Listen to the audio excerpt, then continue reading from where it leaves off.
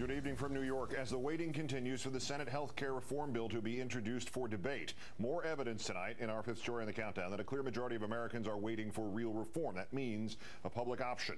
Presently, we'll be joined by Senator Ron Wyden to discuss whether he's planning to vote for a bill that might not have a public option in it. It is just, to me, inexcusable that in a country as rich as ours, we cannot figure out how to provide quality, affordable health care. Last night, progressives in the caucus having pulled Reid aside to remind him that he cannot compromise on the public option any further. Public opinion is with those progressives, as it always has been, as it still is in the latest batch of polling. When those surveyed in the new Washington Post ABC News poll were asked only generally about how they feel about the proposed changes to the health care being developed by Congress and the Obama administration, opinions split. 48% supporting reform, 49% against. But when they were asked specifically about having the government create a new health insurance plan to compete with private health insurance plans, support 53%, opposition 43%, 10% less. An even larger majority wanting to tax the rich in order to pay for health care reform. According to the new AP poll conducted with Stanford University, 57% in favor of increasing income taxes on Americans who earn more than $250,000 a year. The House bill, which was already passed in that chamber, would impose a 5.4% income tax surcharge on individuals making more than $500,000 a year and families making more than $1 million a year. A provision no doubt striking fear in Republicans in the Senate, still planning to kill health care reform by introducing at least 6 weeks' worth of amendments. Senator Hatch of Utah today announcing he'll be using one of his to become the Stupak of the Senate, telling Politics Daily he intends to introduce an amendment that would restrict federal funding for abortion. When asked if his amendment would mirror the language of the amendment Mr. Stupak put into the House bill, Senator Hatch replying, quote, "I think so. I think that's a fair appraisal." As promised, time now to call in Senator Ron Wyden, Democrat of Oregon and member of the Senate Finance Committee. Good evening, Senator. Good evening, Keith. Have you decided yet whether you'll vote for the health care reform bill? I haven't, and it hasn't been written. We haven't seen it, and I'll just tell you, I'm not going to vote for anything that doesn't protect the typical consumer. I want the typical consumer to be able to say to their insurance company, I'm giving you an ultimatum. If you don't treat me right, I'm taking my business elsewhere. These bills don't do that, and they have to. Your colleague, Senator Carper, claimed tonight that conservative Democrats are not likely to support a public option. You don't know whether or not you'll vote for a bill without a public option because you don't know what the bill looks like. When the majority whip, Mr. Durbin, says, as he did last night, he's struggling to find 60 votes. His biggest problem there, is it the conservative members of the caucus, or is it the progressive members of the caucus? I think what Democrats are saying is we've got to have a bill that works for the typical American, not special interests. That means choice. It means competition. You look, for example, at what the House of Representatives did. They came up with a public option that has 6 million people in it, and they're going to be mostly folks who've been sick, haven't had coverage. I looked today, United Healthcare has 70 million subscribers. Now, how in the world are you going to hold the United Health people accountable with 6 million subscribers? United Health is not going to exactly be quaking in their boots over that, and I want real choice, real competition, because that's how you hold the insurance industry accountable. Senator Carper says he doesn't even like the opt-out because it would be government funded, so he's floated yet another compromise that would be a federal entity run by the government that would negotiate rates with providers based on affordability standards in the states. That's, I guess, in essence, a trigger option without a delay. What's your reaction to this latest of the 3,000 proposals? What concerns me is you could come up with a very small pool of individuals and, again, not get a good deal for the consumer and not be in a position to take the insurance companies on. I mean, the reason members of Congress do well is we're part of big pools, Keith. We've got low administrative costs. The insurance companies can't cherry pick. They can't discriminate against a member of Congress. So I'm not for these opt-out approaches that just reduce the size of the pool, because it's going to be even harder to get competition and choice. Senator Hatch announced today, as I mentioned, he plans to introduce his own version of that Stupak amendment from the House, restricting federal funding for abortion, restricting, if it is like the Stupak amendment, restricting women's right to use their own private insurance to pay for abortions. How might the idea of a Hatch amendment that's similar to that or equivalent to that affect your vote? I certainly won't support turning back the clock on women's rights. We have had a rough consensus in this country. We're going to protect a woman's right to choose, particularly when there were private dollars involved. There was also a willingness to take the Hyde Amendment, which banned federal funds for abortion. That was a rough consensus.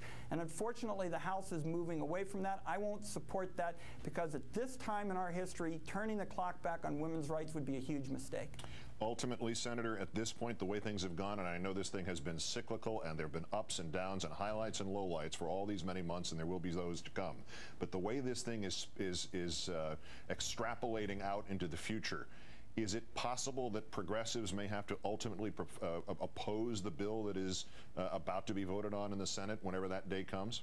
What I can tell you is that we're trying to get the changes that are going to make this bill work for the typical American. This cake is not yet baked, Keith. There is a long way to go. We've got to change the McCarran-Ferguson law to increase competition. We've got to make sure that all Americans, not just a few, have the public option. I want to make sure that consumers can deliver an ultimatum to their insurance company. The way America works is when you have choice. That's what happens in every other area of our economy. I'm going to make sure it happens in health insurance too.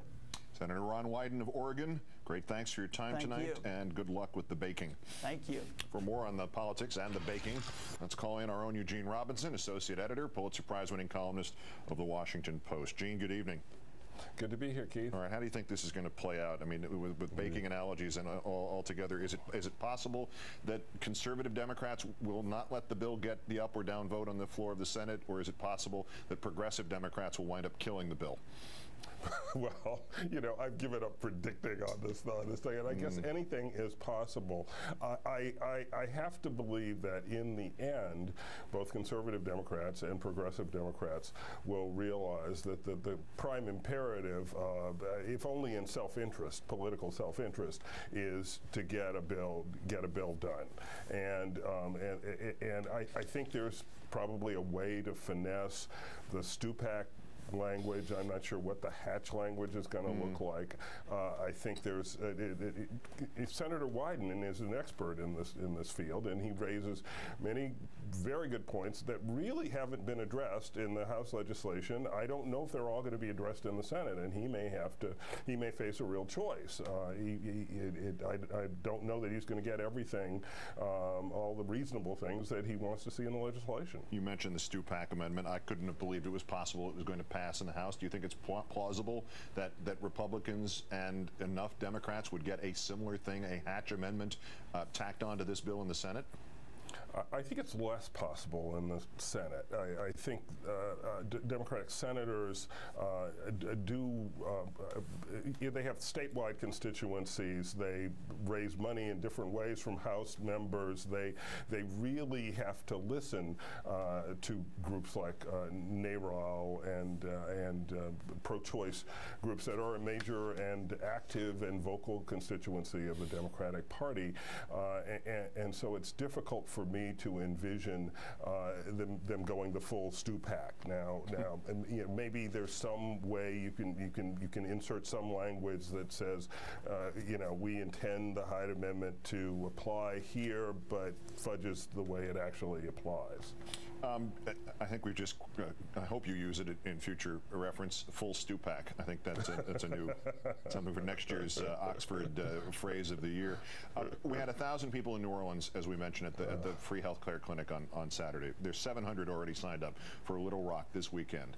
The Republicans are planning to introduce this Stupak Hatch version, setting back one way or the other, no matter how they might disguise it, setting back the rights of choice for women. How can this not be a win-win for Democrats to pull together? How could they find this very narrow opportunity to screw this up? I don't know. They have a nose for it. Yeah. They have an instinct for it. But look, you know, let's put the politics aside for a second. 1,000 people in New Orleans, 700 signed up for Little Rock. I mean, it just illustrates the very, very human cost of doing nothing. It illustrates this ridiculous situation in the United States of America where people have to sign up for a free health clinic because that's the only way way they can get health care, and to read the accounts of the event in New Orleans and the conditions that people had when they came in that hadn't been diagnosed, that hadn't been treated, blood pressure of 220 over 180 or whatever, just because they don't have regular health care. This is an outrage. It's an abomination. Let's just get everybody together. Let's get unified. The sky will open. The light will come down. Celestial choirs will be singing. And everyone will know we should do the right thing, and the world will be perfect. Maybe I've just lived a little long, but I have no illusions about how hard this is going to be. You are not going to wave a magic wand and have the special interests disappear.